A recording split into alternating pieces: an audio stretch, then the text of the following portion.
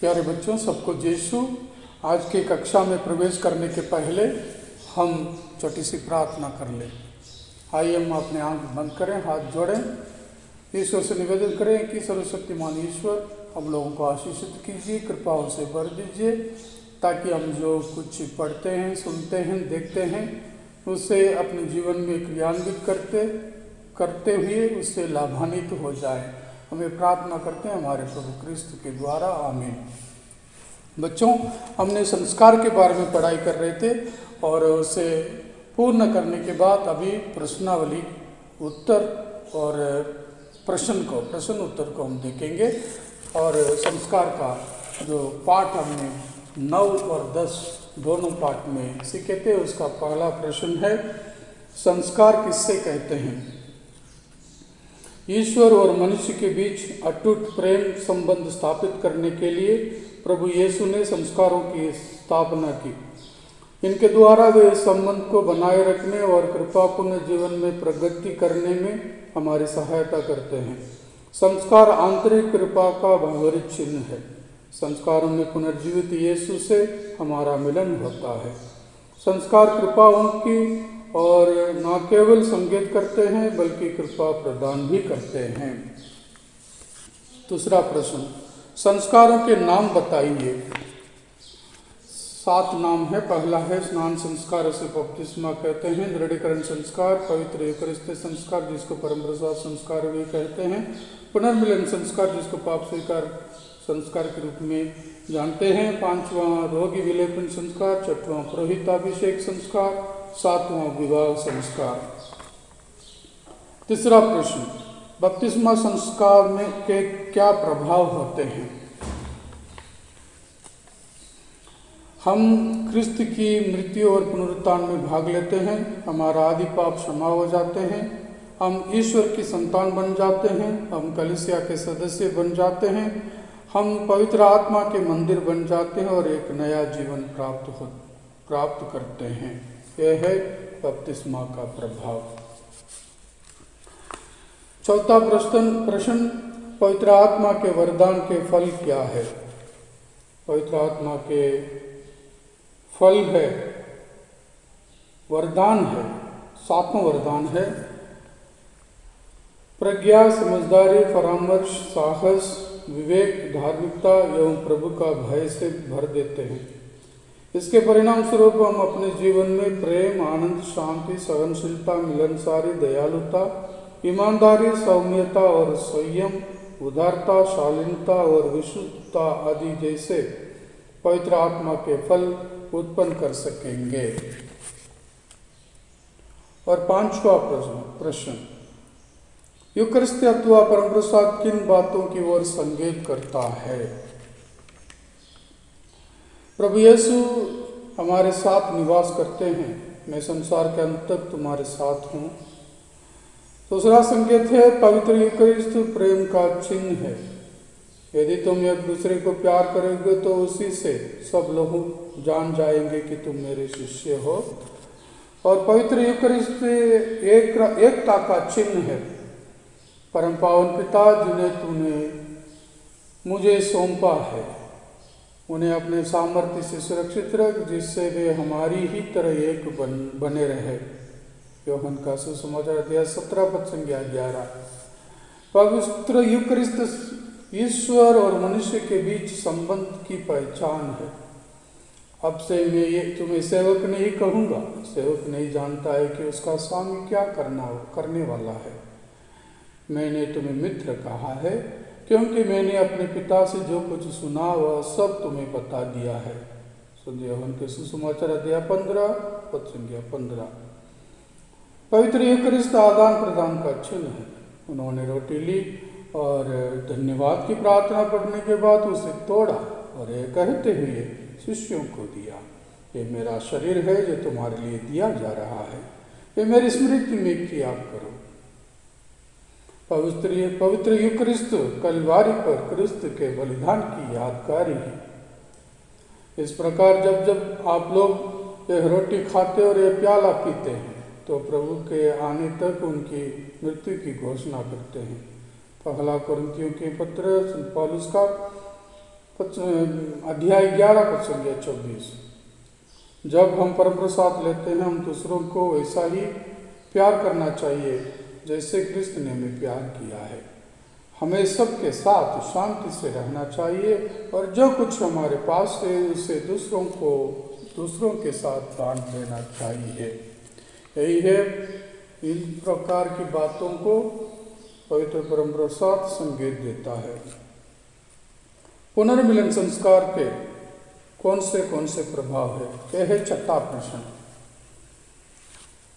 पुनर्मिलन संस्कार के प्रभाव है यह है, पहला, क्रिस्त हमारे पापों को क्षमा करते हैं। दूसरा, हम ईश्वर की दया और प्रेम का अनुभव करते हैं। तीसरा, पाप द्वारा किए गए आंतरिक घाव भर जाते हैं। चौथा, ईश्वर और कलीसिया से हमारा मेल मिलाप हो जाता है। पांचवा, ईश्वर और अन्य लोगों के साथ मधुर संबंध बढ़ाने के लिए कृपाएं मिलती है। छठा, हमें शांति, पाप में फिर ना गिरने की शक्ति और आत्मिक सांत्वना मिलती है। और सातवां प्रश्न है, रोगी विलेपन संस्कार के प्रभाव बताइए। पहला, रोगी व्यक्ति चंगाई प्रदान करने वाले प्रभु यीशु क्रिस्त से मिलता है। दूसरा, उसके पापों की क्षमा मिलती है। तीसरा, उसे शांति एवं सांत्वना मिलती है। चौथा, उसे बीमारी के कष्टों और पीड़ाओं को झेलने की शक्ति और साहस मिलता है। पांचवा, ईश्वरीय इच्छा अनुसार वह पुनः स्वास्थ्य प्राप्त करता है। छठवां, रोगी को इस जीवन से अनंत जीवन में प्रवेश करने के लिए तैयार करता है। अभी आठवां प्रश्न है, पुरोहित कौन है? उत्तर, पुरोहित वह व्यक्ति है जिसे प्रभु ने अपने सेवा कार्य के लिए चुनकर अभिषिक्त किया है। वह क्रिस्त के मनोभाव धारण कर अपने कार्य संपादित करता है। वह इस संसार में क्रिस्त का प्रतिनिधि है। संस्कारों के अनुष्ठान में वह क्रिस्त के स्थान पर कार्य करता है। वह प्रभु यीशु क्रिस्त के पुरोहिती सेवा कार्य में सहभागी है, इसलिए वह उनके त्रिविध कार्यों का संपन्न करता है। पूजन पद्धति के हर समारोह में वह ईश्वर की प्रजा का प्रतिनिधित्व करता है। वह ईश्वर और मनुष्य के बीच मध्यस्थ है। वह विश्वासियों के समुदाय का निर्माण करता है। अभी नौवां प्रश्न, विवाह संस्कार का प्राथमिक उद्देश्य क्या है? तो यह शुरू होता है, ये वर या वधू का नाम, मैं वधू कहता तो वधू, कहती है तो वधू, नहीं तो वर। आपको अपनी पत्नी मानता हूँ या आपको अपना पति मानती हूँ और यह करार करती हूँ कि जीवन पर दुख और सुख में मैं आपका विश्वासी साथी बना रहूँगा, आपकी विश्वासी संगिनी बनी रहूँगी, आपसे प्रेम करूँगी और आपका आदर करूँगी। विवाह संस्कार की धर्म विधि एक दूसरे के साथ की गई इस प्रतिज्ञा के अनुसार विवाह स्वभाव रूप से वर वधू के बीच दाम्पत्य प्रेम का सम्मिलित करता है। इस कनिष्ठ एकता एवं पारस्परिक आत्मसमर्पण के फलस्वरूप ईश्वर उन्हें संतान का वरदान देता है। इसलिए दाम्पत्य प्रेम और संतान उत्पत्ति ये दोनों विवाह संस्कार के प्राथमिक उद्देश्य माने जाते हैं। इसका दूसरा उद्देश्य है परस्पर संगति। हम बच्चों, इसके साथ हम संस्कारों की प्रश्न उत्तर को समाप्त करते हैं। हम अगले लेसन में पाठ में प्रवेश करेंगे। अगला पाठ है यूकरिस्तीय बलिदान अर्थात पवित्र मिस्सा। ये लेसन नंबर 11 है और इसका शीर्ष जैसे हमने सुना पवित्र मिस्सा बलिदान है। हम प्रतिदिन टीवी देखते हैं, समाचार पत्र पढ़ते हैं और व्हाट्सएप देखते हैं, उसी प्रकार एक दिन एक विज्ञापन श्री पॉल के ध्यान में आया।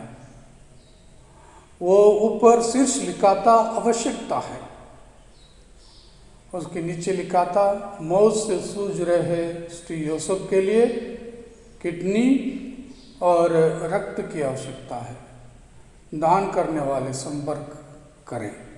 इसी प्रकार उसके नीचे व्हाट्सएप नंबर और समाचार में जो अन्य जो डिटेल लिखना है वो सब लिखा हुआ था।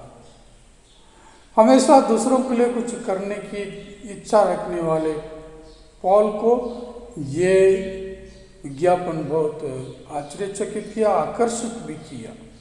उसने तुरंत उस नंबर में संपर्क किया और उस व्यक्ति से कहा कि मैं अपना एक किडनी आपको देने के लिए तैयार हूँ और रक्तदान भी मैं आपको देने के लिए कहा हूँ, तैयार हूँ।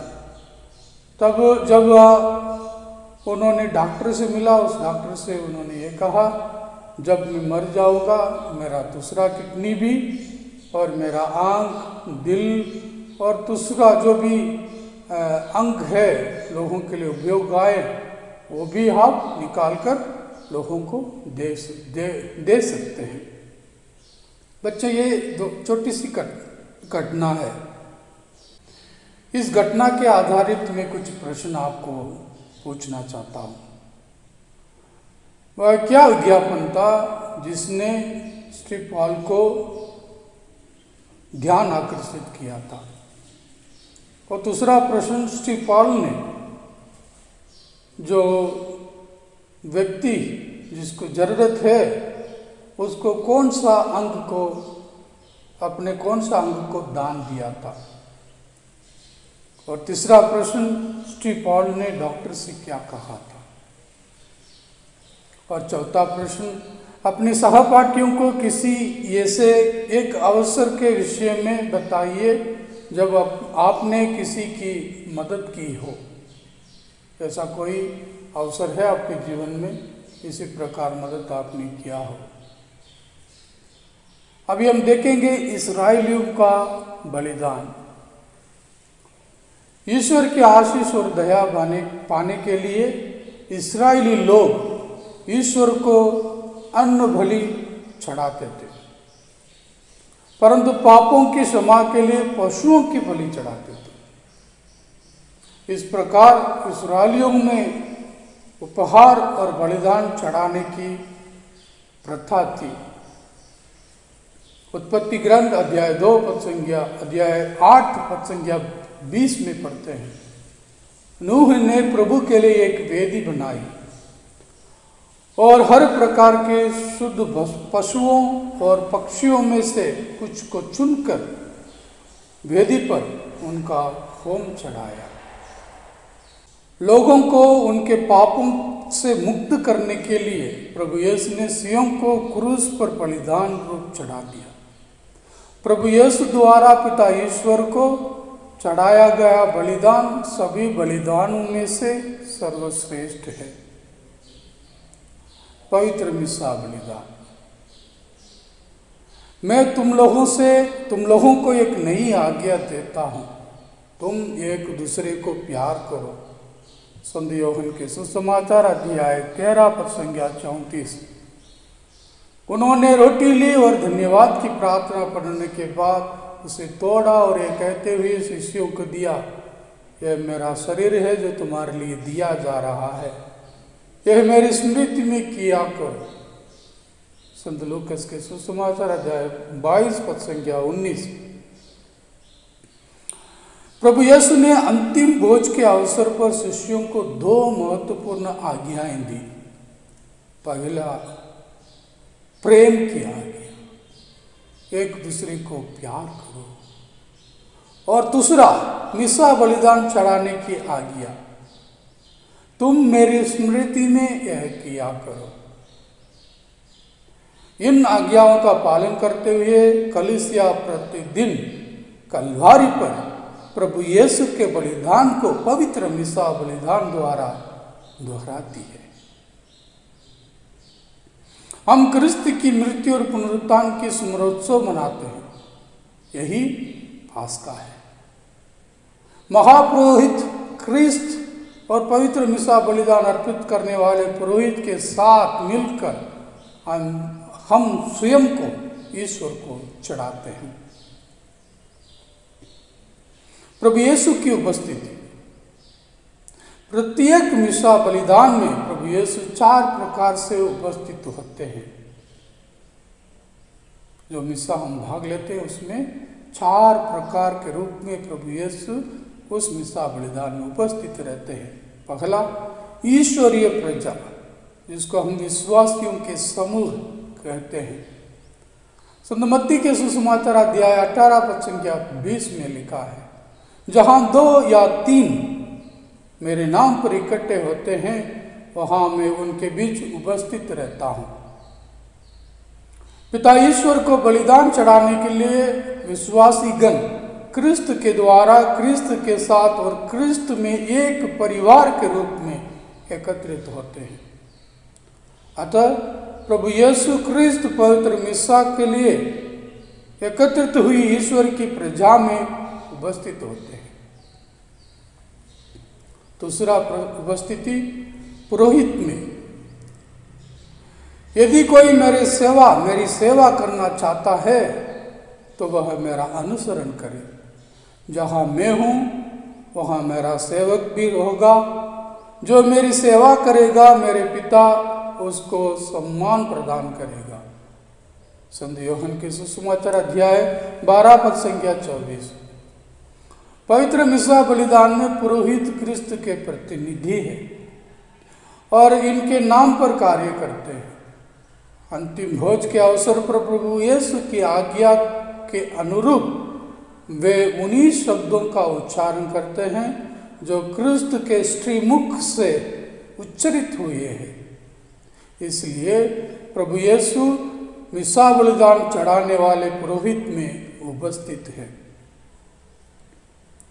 और इस वचन में आदि में शब्द था, शब्द ईश्वर के साथ था और शब्द ईश्वर था। वह आदि में ईश्वर के साथ था। यूहन्ना का सुसमाचार अध्याय 1 पद संख्या 1 से 2। ईश्वर का वचन जीवंत, सशक्त और किसी भी दुधारी तलवार से तेज है। वह हमारी आत्मा के अंतरतम तक पहुंचाता है और हमारे मन के भाव तथा विचारों को प्रकट कर देता है।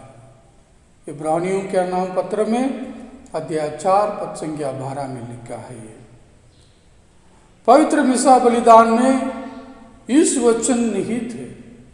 पवित्र बाइबल में इस वचन निहित है। ईश्वर का इन वचनों के द्वारा हमारे वार्तालाप करता है। जब इस वचन की घोषणा की जाती है तब प्रभु यीशु ही हमसे बातें करते हैं। इस प्रकार वह इस वचन में उपस्थित रहते हैं। और चौथा, पवित्र यूकरिस्त में प्रभु यीशु सदा हमारे साथ रहना चाहते हैं। इसलिए वे पवित्र यूकरिस्त में रोटी और दाखरस के रूप में हमारे लिए बलिदान होते हैं। दूसरा, पवित्र यूकरिस्त में हमारे पास आते हैं प्रभु। और तीसरा, अपने आप को हमें आहार के रूप में देते हैं। और पांचवा, हमारे बीच अपनी सच्ची उपस्थिति बनाए रखते हैं। जीवन की रोटी मैं हूं। तुम्हारे पूर्वजों ने मरुभूमि में मन्ना खाया, फिर भी वे मर गए। मैं जिस रोटी के विषय में कहता हूं वह स्वर्ग से उतरी हुई है और जो उसे खाते हैं वह नहीं मरता। संत यूहन्ना के सुसमाचार अध्याय 6 पद संख्या 48 से 50 तक। यद्यपि क्रिस्त 4 तरह से उपस्थित हैं, परंतु परम प्रसाद यूकरिस्तीय रोटी और दाखरस में वे अति विशिष्ट रीति से उपस्थित होते हैं। प्रभु यीशु स्वयं इस तथ्य को प्रमाणित करते हैं जब वे कहते हैं, ये मेरा शरीर है और ये मेरा रक्त है। पवित्र मिसा बलिदान सर्वोत्तम बलिदान है। कलीसिया में उपासना, प्रार्थना और भक्ति के अनेक तरीके प्रचलित हैं, लेकिन पवित्र मिसा बलिदान अर्थात यूकरिस्ट उपासना का मूल आधार है। हम जो क्रिस्त के रहस्य में शरीर का अंग है, अपने शीर्ष प्रभु के साथ एक होकर पवित्र मिसा बलिदान में पिता ईश्वर की आराधना उपासना करते हैं। यूकरिस्त बलिदान में प्रभु यीशु ही बलि और पुरोहित दोनों है। यद्यपि हम भिन्न भिन्न परिवेश में से आते हैं, फिर भी यूकरिस्त समारोह में हम सब एक ही परिवार के रूप में एकत्रित होकर प्रभु की उपासना करते हैं और एक ही रोटी खाने और एक ही कटोरे से पीने के फलस्वरूप हम सभी आध्यात्मिक शक्ति और सामर्थ्य प्राप्त करते हैं। अगला भाग है पवित्र मिसा बलिदान हमारे जीवन में कैसे होना चाहिए और क्या प्रभाव डालता है। चूंकि पवित्र मिसा बलिदान क्रिस्त उपासना का आधार और चरम बिंदु है, अतः हमें उसमें भक्ति भाव एवं सक्रिय रूप से भाग लेना चाहिए। यह इस तरह हो, पवित्र मिसा बलिदान के दौरान हम इधर उधर ना देखकर अपना ध्यान भंग नहीं होना देना चाहिए। पास बैठने वाले व्यक्ति से बातचीत नहीं करना चाहिए। हमें मिसा बलिदान के बीच में से उठकर कहीं नहीं जाना चाहिए। दूसरा, हमें पवित्र मिसा बलिदान में प्रारंभ से अंत तक भाग लेना चाहिए। तीसरा, परम पवित्र मिसा बलिदान के समय भक्ति भाव से रहना चाहिए। और चौथा, पवित्र मिसा बलिदान के समय हमें मूक दर्शक नहीं हो रहना चाहिए, चुपचाप बैठे रहना नहीं चाहिए, किंतु सजग और सक्रिय होकर पूर्ण रूप से भागीदार बनना चाहिए। एक साथ गाना और प्रार्थना करना चाहिए। परम प्रसाद ग्रहण करने के बाद हमें मौन रूप से भक्ति भाव के साथ प्रभु यीशु को धन्यवाद देना चाहिए।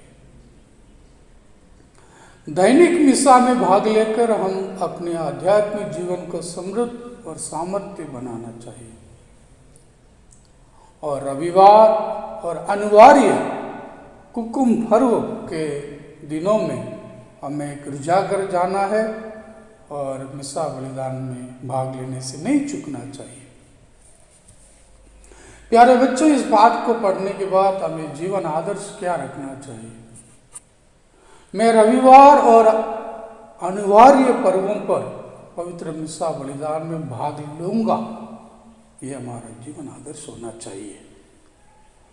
और दूसरा, मैं पवित्र मिसा बलिदान के मूल्यों जैसे प्रेम, त्याग और सहभागिता आदि का अपने जीवन में पालन करूंगा, ये हमारा जीवन आदर्श होना चाहिए।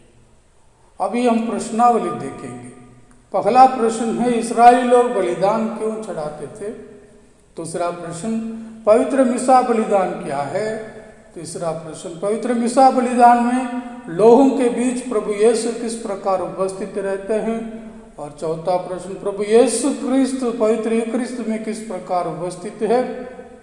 और पांचवा प्रश्न, पवित्र मिसा बलिदान उपासना का मूल आधार है, कैसे। और छठा प्रश्न, पवित्र मिसा बलिदान में आप कैसे भक्ति पूर्वक एक सक्रिय रूप से भाग लेंगे। अभी ज्ञान वर्धन के लिए यूकरिस्त समारोह में 4 भाग होते हैं, ये आपके ज्ञान के लिए। पहला प्रवेश विधि, दूसरा वचन समारोह, तीसरा यूकरिस्त समारोह और चौथा समापन समारोह। पवित्र मिसा बलिदान के दौरान 3 जुलूस होते हैं, एक प्रवेश के समय, दूसरा अर्पण के समय, तीसरा परम प्रसाद के समय। पवित्र मिसा के दौरान प्रार्थना में अल्प मौन का अवसर, जहाँ जहाँ हमें मौन रखना है, ध्यान देने का है 5 जगह पर। पहला प्रयाचित विधि के आरंभ में, दूसरा पुरोहित द्वारा प्रार्थना हुआ हम प्रार्थना करें के पश्चात, और तीसरा वचन समारोह के दौरान पहले और दूसरे पाठ के बाद तथा उपदेश के बाद मौन रहना चाहिए, और चौथा यूकरिस्ती प्रार्थना के दौरान, और 5वां परम प्रसाद के बाद। दूसरों से सीखिए। धर्म प्रशिक्षिका या प्रशिक्षक अपनी कक्षा में पुरोहित को आमंत्रित करना चाहिए और उसे मिसा बलिदान के उपयोग किए जाने वाले पवित्र वस्तु है, वस्त्र, पढ़ जाने वाले पाठ, पूजन पद्धति और पूजन वर्ष के बारे में समझाने का आग्रह करना है। आप अभी स्कूल नहीं जाते हो, घर पे हो, लेकिन पुरोहित को जरूर मिलते होंगे, तो इन प्रश्नों को अपने अपने पल्ली पुरोहित से, अपने जो भी पुरोहित उपलब्ध है उनसे कृपया पूछ लीजिए, जान लीजिए और सीख लीजिए। अभी विचार विमर्श। पवित्र मिसा बलिदान के समय कुछ आसन होते हैं, जैसे बैठना, घुटने टेकना, खड़े होना आदि। हमें इन सब का पालन क्यों करना चाहिए, ये विचार विमर्श करिए। और दूसरा, हमें पूजन पद्धति में मुख्य विधियों को बदलने का अधिकार है या नहीं, ये आप जानने की कोशिश करें। अभिनय। काइन और हाबिल की कथा, उत्पत्ति ग्रंथ अध्याय 4 पद संख्या 2 से 16। घर पे अपने भाई बहनों के साथ इसका अभिनय कर सकते हैं आप लोग। वाद विवाद। 2 दल में बांटना है और विषय वस्तु यही होगा, पवित्र मिसा बलिदान और मरियम और संतों की भक्ति। इनमें से उपासना का सर्वोत्तम रूप क्या है, इसके ऊपर वाद विवाद कर सकते हैं। समूह में पवित्र मिसा बलिदान का आयोजन कर सकते हैं। अगर अब कोरोना नहीं होता या कोई अवसर होते हैं, जैसे वार्षिक धर्म प्रशिक्षण दिवस या चिल्ड्रंस डे आदि पे आप पुरोहित को आमंत्रित करते हुए सामूहिक रूप से मिसा बलिदान अपने दल में आयोजन कर सकते हैं। और एक आपको आपकी किताब में एक अभ्यास करने के लिए एक एक्सरसाइज दिया गया है, और है पूजन पद्धति वर्ष के विभिन्न काल दिए गए हैं, उसको सही क्रम से लिखना है। समय सामान्य अवधि, दूसरा क्रिस्त जयंती अवधि, सामान्य अवधि 1, आगमन काल, पास्का अवधि, 40 काल। इन कालों को आप विधिवत रूप से एक के बाद एक कैसे अरेंज करना है, और सीखना है हमें पवित्र मिसा बलिदान के लिए तैयारी कैसे करना है, वेदी सेवक बनने के लिए सीखना है, वाचक पाठ पढ़ने के लिए सीखना है, और अंतर भजन गाने के लिए भी हमें कोशिश करना चाहिए, सीखना चाहिए। बच्चों, इसके साथ हम आज इस पाठ को समाप्त करेंगे।